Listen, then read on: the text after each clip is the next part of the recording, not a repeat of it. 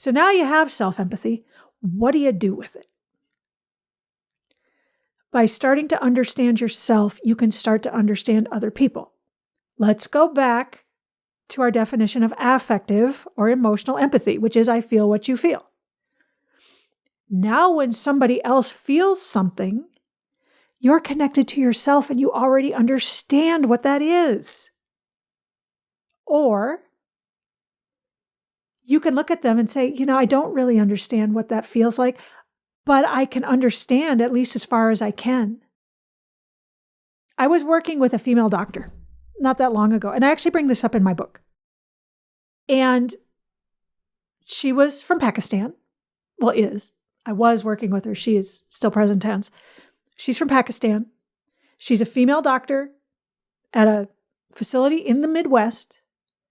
And we didn't necessarily have a lot in common. Not because we didn't want to, just because we didn't. We came from two very different worlds. And she was having trouble with people stereotyping her, which, if you want to know more, go back to my episode on stereotyping. But stereotyping her because of the way she looked and her accent and her gender. And that's got to be hard. Some of her patients weren't necessarily treating her very nice because of these things. And to her point, I do know what it is to be a professional woman, but I don't know what it is to be in a foreign country and to be treated in a certain way because of my looks. I can't. I don't have that experience. But I do know what it is to be the one on the outside, to be the person who's maybe not listened to because I'm a woman, because I'm a little bit older, because I'm a little on the short side, because I don't necessarily look like people expect me to look. And I couldn't feel her feelings other than to feel her frustration. I could feel she had a lot of frustration. But I could logically get a hold of how frustrating it must be and why. And so her and I were able to understand and connect on that level. It's kind of ironic because her higher-ups brought me in to be able to coach her because they thought she was the problem. When in reality, she was reflecting back the problem. She was a reflection of how she was being treated. And because she felt she wasn't being understood, she assumed I wasn't going to understand her either. If any of her higher-ups had taken time to be able to have a little bit of empathy for her and her situation, they might not have needed me at all. So let's go back to the beginning on this. Empathy is not necessarily about emotion. It's an important part of empathy, but it's not all of it. And this is why it's so important, as we talk about, to be able to plug empathy into emotional intelligence. If the only empathy that you tap into is the one where I feel what you feel, you have left a whole bunch of emotional intelligence tools on the floor. Right? Because remember, emotional intelligence, big tool bag, filled with all sorts of stuff, motivation and understanding and communication and motivation and whatever. I mean, it's huge. It's massive. All of these things that they call soft skills that aren't soft at all are all in that bag. If you're only approaching that bag to begin to understand and connect with feeling, you're going to leave half the bag there, probably more.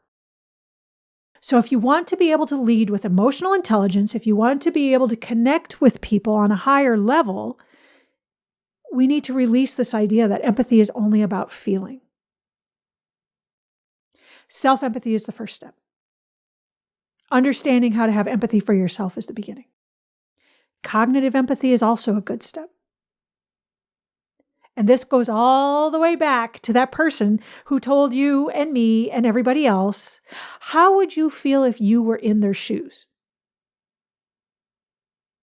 Well, I don't actually know how I would feel, but I can think about how I would feel. I can logically get a hold of how I would feel. I can try to understand this person by thinking through their experience about how they feel.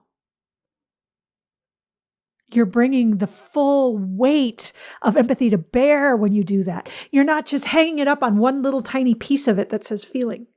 You're actually getting the whole thing. Imagine Imagine if we actually connected with people with the full force of empathy.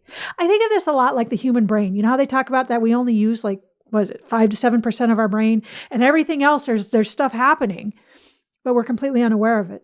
That's how I think of empathy when people only think it's about feeling, that we're using 5 to 7% of it. We've got all this other stuff we can use. Why are we limiting ourselves? We're human beings. And even between species or within nature, it's just so much more complex than that. And it all intertwines. It isn't like feeling is over here and cognition is over here and the self-empathy is over here. They're all intertwined.